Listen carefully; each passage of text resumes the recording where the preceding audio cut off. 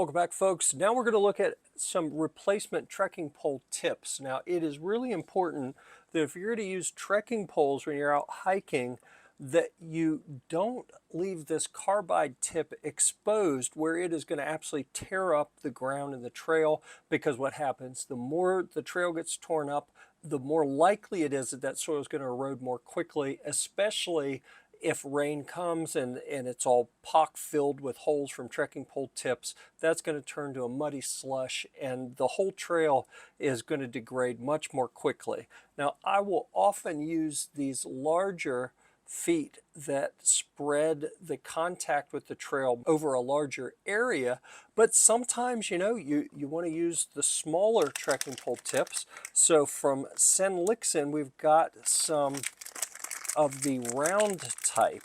All right, so for how many were in here?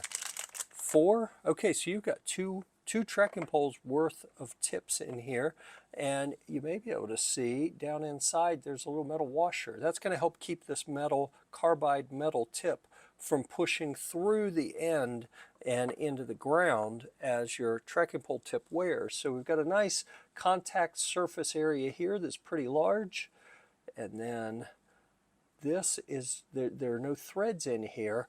All we're going to do is push and twist until we get that on where we want it. Now, something you can do, it's a shame I don't have any duct tape with me, so we're going to fake it with some blue painter's tape. I would not actually use painter's tape in the field, but say you got some duct tape, you can wrap some duct tape around